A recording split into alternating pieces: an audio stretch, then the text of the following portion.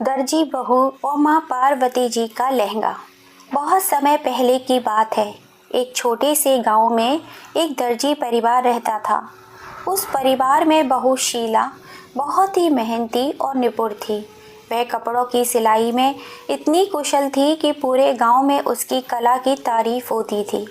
लोग कहते थे कि उसके बनाए हुए कपड़े इतने सुंदर होते हैं जैसे खुद देवी देवताओं के लिए बने हों। शीला का स्वभाव बहुत ही विनम्र और मृदु था। वह हमेशा दूसरों की मदद करने के लिए तैयार रहती थी। लेकिन उसकी सास, जिसे लोग दर्जी माँ कहते थे, अक्सर उससे नाराज रहती। दर्जी माँ को लगता था कि शीला उसकी ख्याति छीन रही है, क्योंकि सब लोग सास से अधिक बहू के काम की प्रशंसा करने लगे थे। एक दिन गांव में घोषणा हुई कि गांव के मंदिर में माँ पार्वती की मूर्ति के लिए एक भव्य उत्सव आयोजित किया जाएगा। इस उत्सव के लिए माँ पार्वती की मूर्ति को विशेष वस्त्र पहनाए जाएंगे। यह तय किया गया कि गांव का सबसे अच्छा दर्जी इस कार्य को करेगा। गांव के लोग एकमत होकर शीला का नाम प्रोत्साहित करने लगे, लेकिन दर्जी माँ ने नाराज होकर कहा, मुझे लगता है कि यह काम मैं करूँगी। आखिर मैं इस घर की बड़ी हूँ और सालों से दर्जी का काम कर रही हूँ। गांव के मुखिया ने इस पर विचार करते हुए कहा, माँ, आप भी इस काम में शामिल हो सकती हैं, लेकिन लहंगा तैयार करने का मुख्य कार्य शीला ही करेगी।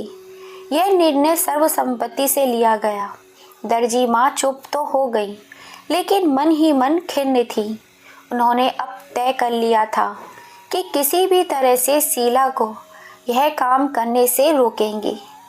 शीला ने माँ पार्वती के लिए लहंगा तैयार करने की जिम्मेदारी बहुत ही श्रद्धा और निष्ठा के साथ पूरी की।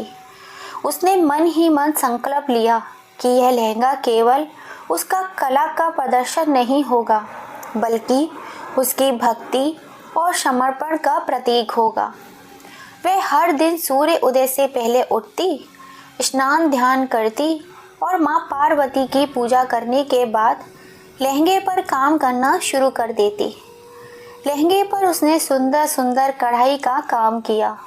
उसमें सोने चांदी के धागों से डिज़ाइन बनाए, जिसमें फूल, बेले और शुभ प्रतीक शामिल थे। शीला का काम देखकर दर्जी माँ का गुस्सा और बढ़ता गया। उसने सोचा, अगर शीला का यह लहंगा गांव में प्रसिद्ध हो गया तो मेरी पहचान समाप्त हो जाएगी। इस ईर्ष्या के चलते एक रात उसने चुपके से लहंगे को खराब करने की योजना बनाई। जब शीला सो रही थी तो दर्जी माँ ने लहंगे पर लगे कुछ धागे खींच दिए, जिससे लहंगा अधूरा और बर्बाद दिखने लगा। अगली सुबह जब शीला ने लहंगा देखा तो वह बहुत ही निराश हो गई, लेकिन उसने हार मानने की बजाय माँ पार्वती से प्रार्थना की, हे माँ, यह काम मैंने केवल आपके प्रति अपनी भक्ति और श्रद्धा के लिए किया था। अगर मैंने कोई गलती की हो तो मुझे क्षमा करें और मेरी मदद करें। उसकी प्रार्थना सुनकर माँ पार्वती प्रसन्न हो गईं। उसी रात जब शीला सो रही थी, एक चमत्कार हुआ। माँ पार्वती स्वयं उसके सपने में आई और कहा, पुत्री, तुम्हारा समर्पण और भक्ति सच्ची है। तुमने मेहनत की थी, वह व्यर्थ नहीं जाएगी। सुबह उठकर देखना, तुम्हारा लहंगा पहले से भी अधिक सुंदर हो जाएगा। जब शीला सुबह उठी, उसने देखा कि लहंगा पहले से भी अधिक सुंदर हो गया था। उसमें ऐसे चमकीले रंग और डिज़ाइन थे जो मानव हाथों से बनाना असंभव था।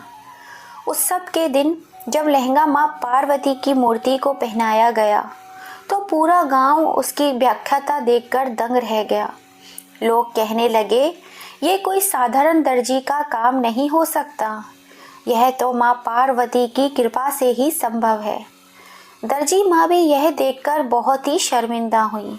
उसने शीला से माफ़ी मांगी और कहा, मैंने अपने अहंकार और ईर्ष्या में तुम्हारे साथ बहुत बुरा किया, लेकिन तुम्हारी भक्ति और मेहनत ने तुम्हें जीत दिला ही दी, मुझे माफ़ कर दो।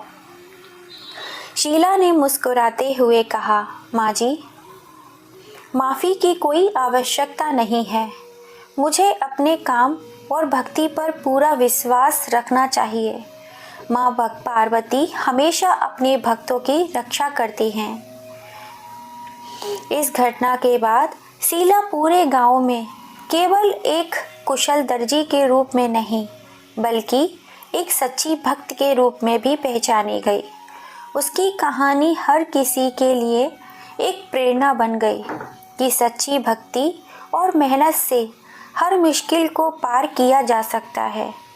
प्रिय दोस्तों, आपको ये छोटी सी कहानी पसंद आई हो तो कमेंट में जय माँ लक्ष्मी ज़रूर लिखिएगा, और अगर अभी तक सब्सक्राइब नहीं किया है तो जल्दी से कर लीजिए और कहानी को ज़्यादा से ज़्यादा शेयर कीजिए।